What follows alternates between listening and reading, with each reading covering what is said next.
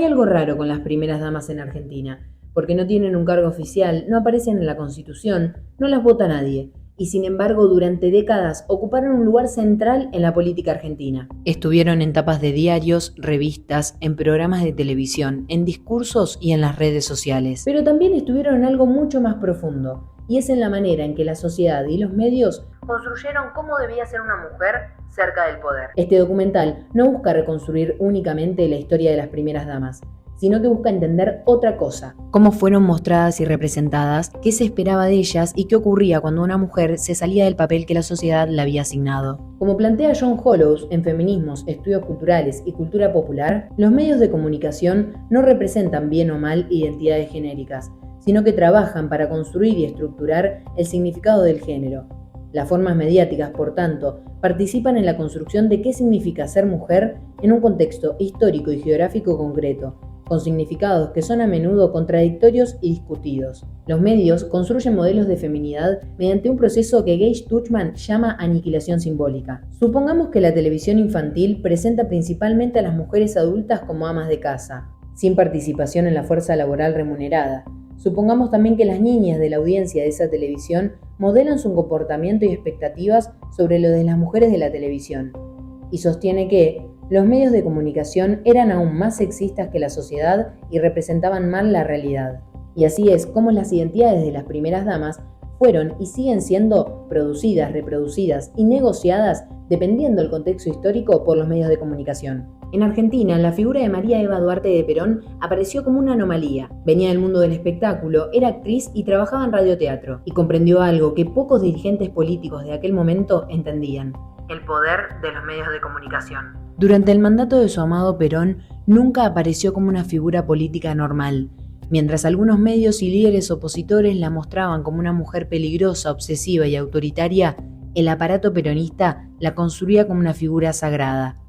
Evita construyó una identidad política propia, recorriendo fábricas, participando en actos de caridad, recibiendo las delegaciones sindicales más importantes, creó la Fundación Eva Perón, promovió el voto femenino y estableció una relación directa con los sectores populares, con sus llamados descamisados. Como sostiene Jesús Martín Barbero, los liderazgos populares latinoamericanos se construyen a través de las mediaciones culturales. En el caso del peronismo, dice: hay además en el populismo peronista una concentración de la carga simbólica sobre la figura del caudillo y su esposa Evita, como no la hubo sobre ningún otro líder populista de esos años. Y no solo sobre sus gestos, sino sobre su discurso y su capacidad de resemantización de los temas dispersos del movimiento social y su puesta en lenguaje de política oficial. Se le otorgó cierta legitimidad emocional al poder político, en un gobierno donde Perón tenía el poder institucional, y Evita forjó esa legitimidad emocional mediante la sensibilidad, cercanía y el afecto con la gente. La llamada gira arcoiris la convirtió en una figura internacional. Su viaje, destinado a hacer una gira por Europa en 1947, inauguró algo que acompañaría a todas las primeras damas posteriores: la obsesión mediática por la apariencia. Los diarios hablaban de diplomacia, pero también hablaban de sus vestidos, sus joyas y sus peinados. Una Evita que vestía Chanel y Dior, pero que entendía que su impecable vestimenta funcionaba como un canal de empoderamiento. Michelle Lazar explica que el género se entiende como una estructura y una práctica ideológica que divide jerárquicamente a la gente en dos bloques a partir de la presunción de una diferencia natural de los sexos, y que esta estructura generalizada de sentido común es reproducida institucionalmente y es actualizada en las prácticas cotidianas con la complicidad de hombres y mujeres en general. Entonces los medios suelen apelar a ese sentido común de cómo deberían ser, actuar, sentir, vestir las primeras damas, algo que refuerza estereotipos binarios fijos. Evita fue una de las primeras en entender y desafiar esa tensión. Su renunciamiento marcó un momento clave. Acepta mi decisión porque es irrevocable y nace de mi corazón. Por eso, ella es inquebrantable e indeclinable. Por primera vez, una mujer pareció disputar un espacio institucional reservado históricamente para los hombres. Finalmente no aceptó, pero la magnitud de esa movilización pidiendo por su vicepresidencia demostró algo. Eva no fue solamente la esposa del presidente, fue una líder política. El 26 de julio de 1952 falleció a los 33 años Eva María Duarte de Perón, y el país quedó paralizado. Los homenajes se multiplicaron, las multitudes desbordaron las calles, Buenos Aires se quedó sin flores, y fue así como comenzó la construcción definitiva del mito. pero ni siquiera muerta pudo abandonar el escenario político. Tras el golpe de 1955, su cuerpo fue secuestrado, ocultado durante años, trasladado clandestinamente a Italia y utilizado como objeto de disputa política. Ninguna otra escena explica mejor el poder simbólico que había alcanzado Eva Perón, porque para ese momento ya no era solamente una dirigente política. Para millones de personas representaba una forma de justicia social, una figura como madre de la patria y una pertenencia colectiva con sus descamisados. Y quizás por eso, incluso después de muerta, siguió generando esas disputas. Años después, otra mujer muy importante en la vida de Perón iba a llevar el lugar de la primera dama mucho más lejos. María Estela Martínez de Perón, Isabelita, apareció como una figura completamente distinta a la de Evita. Cuando se habla de ella, suele aparecer una imagen repetida, la mujer débil y superada por el poder. Pero esa imagen cuenta apenas una parte de la historia. Antes de llegar a la Casa Rosada, Isabel había pasado más de una década acompañando a Juan Domingo Perón durante su exilio en España. Y en ese periodo no fue simplemente su esposa, también fue su colaboradora política.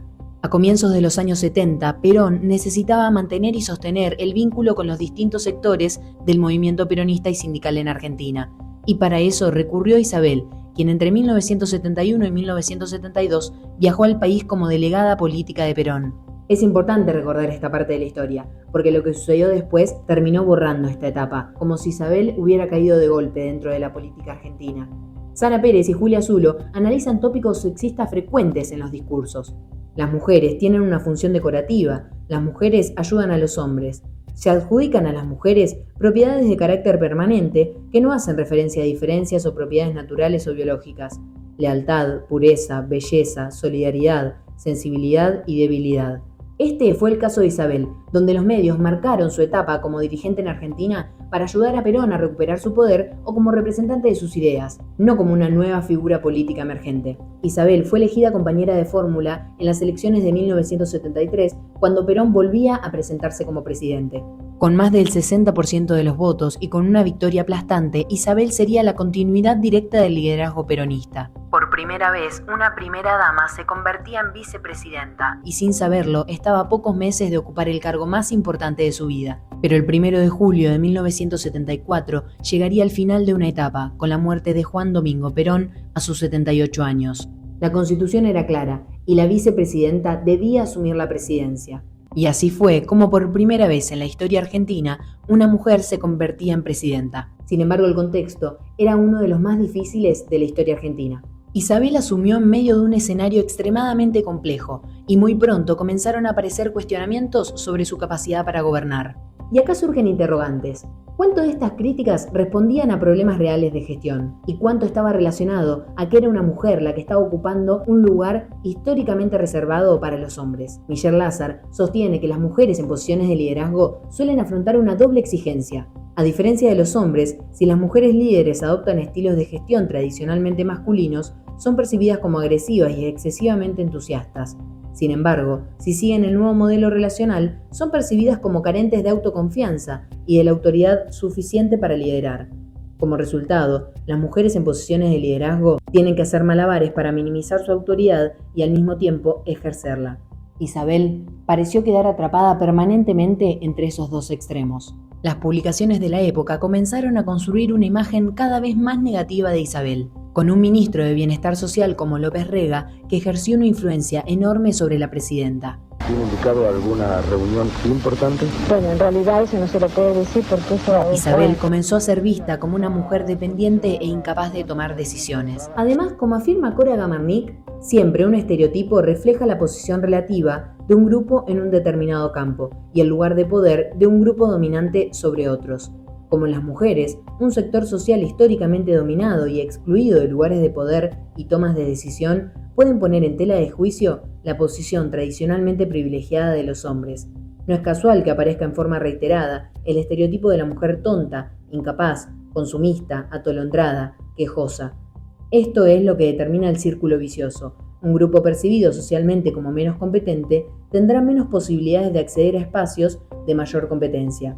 Los medios comenzaron a hablar de su aspecto físico, de su salud, de su apariencia, y se instaló la tendencia a interpretar el cuerpo de una mujer como un indicador de su capacidad para gobernar.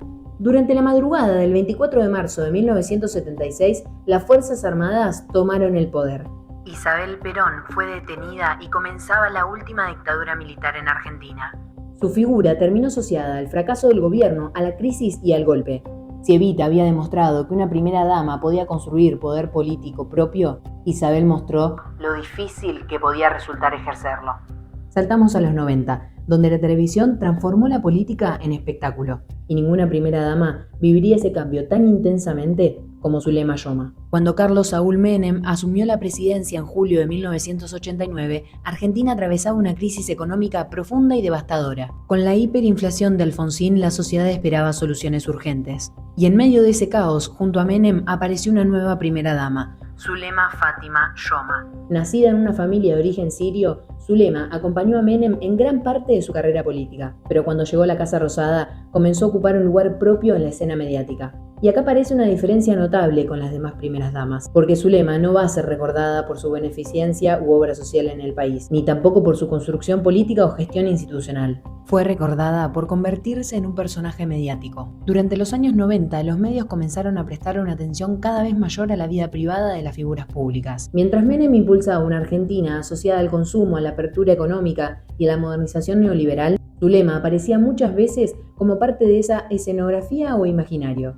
Michel Matelart explica que para los medios, la imagen de la mujer feliz deslumbrada por el afán y la posibilidad de acceder al consumo, por el afán y la posibilidad de acceder al progreso, es la que publicita la modernidad, la inmersión de la tecnología en la vida cotidiana. Y eso ocurrió con la primera dama del menemismo. Fue visible por su forma de ser, abierta y exuberante, pero no necesariamente escuchada, porque a nadie le interesaba qué pensaba Zulema de la política del gobierno.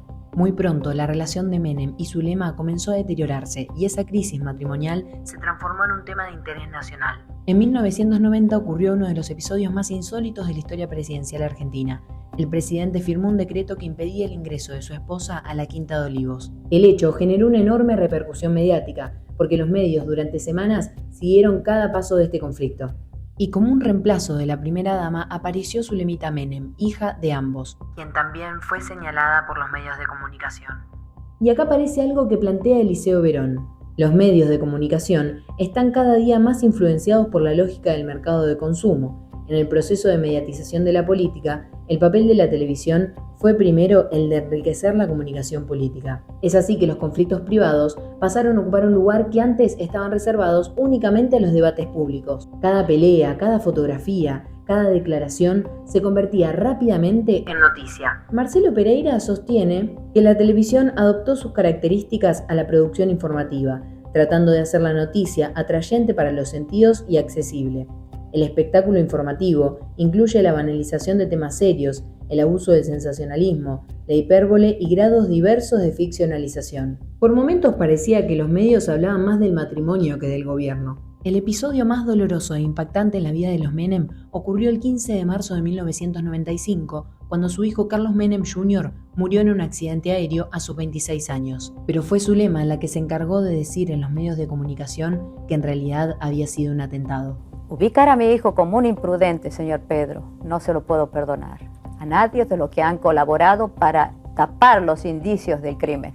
A partir de este suceso, comenzó una larga disputa con Carlos Menem y profundizó una relación que estaba totalmente fracturada. Mientras tanto, los medios siguieron cada capítulo de esta historia escandalosa. Zulema inauguró otro modelo de primera dama. No fue líder ni presidenta, fue la primera dama convertida en celebridad. Una figura cuya vida privada podía ocupar tantas horas de televisión como cualquier cadena nacional. Cuando Néstor Kirchner asumió la presidencia en 2003, Cristina Fernández ya tenía una larga trayectoria política. Había sido diputada, senadora y participó activamente en la construcción del proyecto político que llevó al kirchnerismo al poder. Por eso, desde el primer día, quedó claro que no iba a ocupar el rol tradicional de la primera dama. Mientras otras primeras damas estaban asociadas a tareas benéficas o protocolares, Cristina aparecía discutiendo temas de gobierno, y los medios no podían encuadrarla fácilmente dentro de los estereotipos tradicionales. Retomando a John Hollows, quien cita a Stuart Hall en relación a la cultura popular como un espacio de lucha, la masculinidad y la feminidad no son identidades ni categorías culturales fijas, sino que los significados de la masculinidad y la feminidad se construyen y reconstruyen en condiciones históricas específicas. La feminidad no solo viene a significar cosas distintas a través del tiempo, sino también dentro de cualquier momento histórico habrá conflictos acerca del significado de la feminidad. Cristina no encajaba en lo que los medios entendían como el modelo de mujer o de primera dama, ya que no era madre protectora, no era la esposa silenciosa, ni la mujer dedicada exclusivamente a causas sociales. Era una mujer ejerciendo poder político. En el año 2007, Cristina Fernández de Kirchner llegaría a la presidencia de la Nación Argentina. Por primera vez, una primera dama llegaba a la presidencia por el voto popular. Una mujer asumía la conducción política del país, pero también comenzaba una nueva etapa de construcción mediática. Retomando a Michelle Lazar, las mujeres que ocupan espacios de liderazgo son evaluadas bajo criterios distintos a los de los hombres. Si muestran firmeza, son agresivas, y si muestran sensibilidad, son débiles. Cristina enfrentó constantemente esa tensión. Sus cadenas nacionales fueron consideradas sermones, sus intervenciones televisivas calificadas como emocionales y sus decisiones políticas asociadas a su manera de ser y no a una estrategia política. En 2008, el gobierno de Fernández de Kirchner impulsó la Resolución 125 que modificaba las retenciones a las exportaciones agropecuarias. Esta decisión provocó uno de los mayores conflictos del momento, con enfrentamientos entre el gobierno y sectores del campo. Y los medios ocuparon un lugar central en aquella época. Como sostiene Manuel Castells, en Construcción y Poder, las relaciones de poder se basan en gran medida en la capacidad para modelar las mentes, construyendo significados a través de la creación de imágenes. En este contexto, Cristina comenzó a ser representada de formas cada vez más polarizadas, convirtiéndose en una figura que condensaba adhesiones y rechazos, mucho más allá del conflicto en sí mismo. En 2009, Cristina planteó una nueva normativa que enfrentaría al gobierno y a los medios de comunicación más importantes del país, la Ley de Servicios de Comunicación Audiovisual. La llamada Ley de Medios buscaba modificar la estructura del sistema mediático argentino, en especial la concentración del mismo. Esta normativa generó un fuerte enfrentamiento entre el gobierno y los principales grupos mediáticos del país, que aprovecharon la situación y ubicaron a la presidenta a merced de cómo les afectaba esta ley. La estética de la presidenta también formó parte de esa construcción mediática. Su cabello rojizo, las joyas, el maquillaje y una puesta en escena siempre controlada en su vestimenta. No se trataba solamente de elegancia, sino que su imagen transmitía autoridad. Los medios destacaban su forma de hablar, la firmeza en sus discursos, sus gestos y su capacidad para ocupar el centro de la escena política. Cristina rompió con ese modelo de feminidad en las representaciones mediáticas que Matelar planteaba. Por el mero poder oculto de la imagen, por su simple insinuación inconsciente, un rostro de mujer indica una propuesta de no agresión, de seguridad y de legalidad, todo lo que ella no demostraba y tampoco quería demostrar. Y fue así que los medios comenzaron a tomar estos elementos secundarios de su apariencia para convertirlos en signos a través de los cuales se interpretaba su forma de ser y gobernar. En muchos casos, esa imagen se asociaba a la frialdad, al autoritarismo y a la confrontación. Y apareció una nueva representación política. Cristina se convertía en viuda con la muerte de Néstor Kirchner el 27 de octubre de 2010. A partir de ese momento, la cobertura mediática comenzó a incorporar la figura de la viuda como una dimensión central de la identidad pública de Cristina. Como analizan Pérez y Zulo, cada época entonces ha construido imágenes distintas de lo que significa ser mujer en las distintas esferas sociales: ocupación, participación política, vida familiar, problemas de relación, con una limitada heterogeneidad. Por lo tanto, la categoría de viuda no funcionó únicamente como descripción de una situación personal, sino como una forma de construir una nueva imagen de lo que significaba gobernar siendo mujer y sola en la política argentina. Y claramente que esto influyó en la manera en que la opinión pública interpretó y analizó su liderazgo. En 2011 ganaría la elección para convertirse por segunda vez en presidenta de la nación. La antigua primera dama se había convertido en la figura política más poderosa del país. Cristina demostró que una primera dama podía dejar de ser observada como la esposa de un presidente y cambiar los roles, como en su caso con Néstor Kirchner. Entre la líder política, la viuda, la presidenta y el símbolo, Cristina Fernández de Kirchner se convirtió en una de las figuras más complejas de la democracia argentina y también en una de las más difíciles de representar para los medios de comunicación. Con la llegada de Mauricio Macri al poder en diciembre de 2015, una nueva figura comenzó a ocupar espacios en los medios. Juliana Aguada, empresaria, madre, diseñadora vinculada al mundo de la moda y dueña de un perfil completamente distinto al de las mujeres que habían ocupado su lugar. A diferencia de Cristina, Juliana nunca intentó mostrarse dentro de la política argentina. solo era la esposa del presidente, y quizás por eso los medios encontraron rápidamente una forma de contarla. Muy pronto, las revistas más importantes del país comenzaron a hablar de su ropa, sus marcas favoritas, sus rutinas, su alimentación, vacaciones y vida cotidiana. Los medios la construyeron como una mujer elegante pero accesible. Y si bien tiene una importante colección de joyas, relojes, carteras y anteojos, suele mostrarse simple en su look cotidiano. Pero eso también tenía que ver con la construcción del relato político del gobierno de Macri. Volviendo a Verón, quien retoma a Charles Peirce en el proceso de mediatización de la política, al registro simbólico, orden tradicional donde se ejercía el discurso político, se ha añadido el orden icónico e indicial. Los medios comenzaban a mostrar la vida de los Macri en la Quinta de Olivos, los recorridos protocolares de Juliana acompañando a Mauricio, su imagen vinculada a la maternidad, a la vida familiar y al cuidado del hogar, cosas que forjaban el discurso social y político que tenía el macrismo. Juliana fue la primera dama moderna que mostraba su vida normal en redes sociales, construyendo su imagen pública con carruseles en Instagram. Su imagen trascendía la política. Como advierte Cora Gamarnik, los estereotipos tienen éxito cuando actúan con normalidad, es decir, cuando se incorporan al sentido común como naturales y obvios. Presentan creencias inconscientes, compartidas por la sociedad, que ocultan los juicios de valor que emiten. Se convierten en las formas lógicas y normales de hablar y pensar. Cuando Mauricio Macri dejó la presidencia en 2019, Aguada se retiró de la escena política manteniendo prácticamente la misma imagen con la que había llegado. Discreta, elegante y reservada. Pero acá también aparecen preguntas. ¿Por qué las imágenes asociadas a la maternidad, el cuidado, la belleza y la familia parecen resultar más cómodas y aceptables que aquellas vinculadas al ejercicio directo del poder? Refiriéndome nuevamente a Hollows, los medios producen modelos de feminidad que funcionan como referencias culturales. En este sentido, la figura de Juliana Aguada encajaba dentro de un ideal femenino históricamente legitimado, una mujer elegante, dedicada a la familia y alejada de la confrontación política. Porque más que desafiar las expectativas de cómo debe mostrarse una mujer cerca del poder, ella parecía confirmarlas.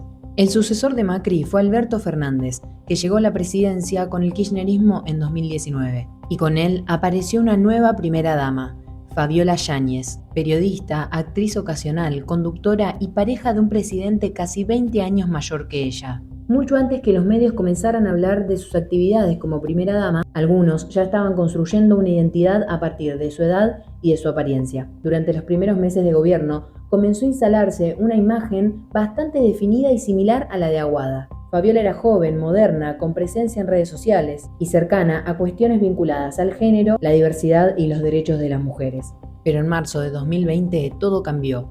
La pandemia de COVID-19 alteró la vida cotidiana de millones de personas. Alberto Fernández implementó una de las cuarentenas más extensas del mundo. Y fue precisamente en ese contexto cuando ocurrió uno de los episodios más recordados de todo el gobierno. En agosto de 2021 se difundió que Fabiola Yáñez había celebrado su cumpleaños en la Quinta de Olivos durante la cuarentena. Como sostiene Castells, existe una característica común a todos los procesos de construcción simbólica. Dependen en gran medida de los mensajes y marcos mentales creados, formateados y difundidos en las redes de comunicación multimedia. Aunque cada mente humana construye sus propios significados cuando interpreta los mensajes en sus propios términos, este procesamiento mental está condicionado por el entorno de la comunicación. En este caso, la imagen comenzó a condensar sentidos mucho más amplios que circulaban en los medios y en la sociedad, vinculados al privilegio, a la desigualdad y la distancia entre quienes ejercían el poder y un país que había permanecido encerrado durante meses. La discusión pública dejó de centrarse en el hecho en sí mismo, para convertirse en una disputa política sobre la legitimidad del gobierno que se construía en la opinión pública. En septiembre de 2021, el gobierno anunció que Fabiola Yáñez estaba embarazada. Y fue así que la cobertura mediática volvió a centrarse en cuestiones íntimas, como la maternidad, la familia y su vida doméstica. Con el paso del tiempo, el gobierno se fue debilitando cada vez más, y también la relación entre Alberto y Fabiola, que tiempo más tarde confirmarían su separación. Pero lo más impactante todavía estaba por venir. Seguimos hablando de la denuncia de Fabiola Yáñez por violencia psicológica y por golpes. En 2024, Fabiola denuncia a Alberto Fernández por violencia de género, y todo volvió sobre ellos, generando una enorme conmoción pública. Esto cambió la manera en la que Fabiola era representada por los medios. Ya no era primera dama, ni madre, ni compañera. Ahora era víctima. Y parte de un conflicto mediático, judicial y político de enorme magnitud. Michelle Lazar sostiene que, desde el punto de vista de la investigación feminista en análisis crítico del discurso, entonces, las relaciones de poder opresivas, tanto como las transformadoras, deben constituir modos significativos de comprender las dinámicas de género en la época contemporánea. Más que limitarse a narrar hechos, muchos discursos mediáticos tienden a interrogar a las mujeres denunciantes, evaluando sus decisiones, sus silencios o sus acciones. Fabiola es víctima, no hay duda. Claro. Pero a su vez, hizo uso de esa condición de víctima o trató de hacerlo, porque al final no hubo ningún arreglo económico. En este caso, todo quedó expuesto públicamente. La historia de Fabiola Yáñez resume muchas de las transformaciones que atravesó la figura de la primera dama en Argentina. Durante décadas en la política argentina, cada vez que se presentaba un nuevo presidente, había una primera dama a su lado. Y aunque la figura cambiaba y el rol de cada una de ellas era distinto, la estructura permanecía. Pero en 2023 ocurrió algo distinto. El nuevo personaje político que emergió en la sociedad fue el de Javier Milei, que rompió con muchas de las tradiciones políticas de la Argentina, entre ellas con la figura de la primera dama. ¿Lo elige el presidente? El jefe, el acompañante sí, sin duda. Milei se mostraba solo y los medios parecían preguntarse lo mismo. ¿Quién sería la primera dama? La respuesta parecía llegar con Fátima Flores, actriz, humorista y figura reconocida del espectáculo argentino. Fátima fue quien comenzó a acompañar públicamente a Milei durante su campaña presidencial, cuando el candidato enfrentaba críticas por no contar con una pareja y por su relación cercana con sus perros. Su presencia permitió ampliar el alcance mediático que Javier Milei quería lograr, hacia públicos que quizás no seguían de cerca la política tradicional. Como había ocurrido tiempo atrás con Carlos Menem y Zulema Yoma, la vida sentimental del candidato se transformó rápidamente en un tema de interés público. La presencia de Fátima aportaba algo que históricamente había resultado atractivo para los medios: fama, visibilidad y capacidad de generar interés público. Retomando Pereira, informarse a través de la televisión comenzó a ser entretenido y atractivo. Ya no se hablaba solamente del candidato, sino también de su vida personal e íntima, como un reality más de la televisión argentina. Sin embargo, Fátima nunca terminó de construir una identidad pública asociada a ese rol tradicional. Poco tiempo después apareció una figura también conocida por el público argentino, la actriz, ex-vedette y conductora Yuyito González. Curiosamente, su nombre ya había estado vinculado décadas atrás a otro presidente argentino, Carlos Menem. Pero mientras los medios buscaban una primera dama en las parejas del presidente, otra mujer ocupaba silenciosamente uno de los lugares más importantes dentro de La Libertad Avanza: Karina Milei. Es secretaria general de la presidencia, pero para su hermano es una gran estratega y armadora política, figura central dentro de su gobierno. En general, yo creo que jugaría el rol de primera dama. Incluso el mismo presidente se atrevió a definirla como su primera dama antes de ganar las elecciones. Rompió con casi todos los moldes asociados al rol tradicional de la primera dama. No es esposa ni pareja, ni tampoco ocupa un lugar ceremonial, sino que construye legitimidad desde el ejercicio del poder. Y en ese sentido resulta útil volver a nombrar a Sara Pérez y Julia Zulo, en relación a cómo es comprendido el lugar de las mujeres cerca del poder. No se trata de analizar aquellos aspectos sistemáticos del lenguaje que se relacionan con la categoría gramatical del género, sino de comprender cómo y por qué los usuarios de una lengua, tanto hombres como mujeres, optan en un contexto sociohistórico determinado por unas formas en vez de otras para referirse a lo femenino y cómo estas elecciones se van transformando a lo largo del tiempo.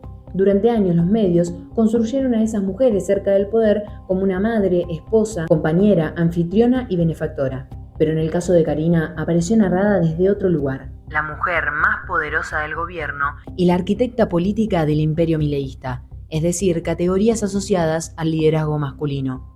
Y quizás es en este punto donde aparece la gran transformación que atraviesa el documental, porque hasta en momentos donde las mujeres tenían una gran influencia en la política, las mismas eran narradas a través de atributos asociados a la sensibilidad o arrogancia, a la cercanía o distancia con el pueblo, al acompañamiento o a la separación con los propios presidentes. Karina pone en cuestionamiento ciertas definiciones sobre cómo debe ser una mujer cerca del poder ejecutivo. Por eso la pregunta final ya no es quién ocupa hoy el lugar de la primera dama, sino qué sucede cuando desaparece el lugar tradicional de la primera dama, pero sigue permaneciendo esa necesidad por parte de los medios de encontrar una mujer cerca del poder, porque los medios siguen buscando formas de narrar a esas mujeres, como madres de la nación, esposas ejemplares, figuras elegantes, conflictivas, sensibles, ambiciosas o peligrosas. A lo largo de la historia política argentina, las primeras damas fueron mucho más que eso. Fueron símbolos, territorios de disputa, pantallas sobre las que se proyectaron expectativas, prejuicios y deseos de cada época. Eva fue una santa y una amenaza. Isabel fue una mujer incapaz. Zulema se convirtió en la primera dama escandalosa. Cristina fue la mujer que desafió el poder. Juliana representó la armonía en ese espacio político. Fabiola quedó atrapada en la exposición mediática y Karina parece desafiar todas esas denominaciones. Este documental no solo definió quiénes eran ellas, sino que analizó la forma en que la sociedad miró y sigue mirando a esas mujeres, y sobre todo, cómo los medios ayudaron a construir esa mirada. Porque mientras la opinión pública y mediática exista, probablemente también existan nuevas formas de buscar, nombrar y narrar a esas mujeres cerca del poder.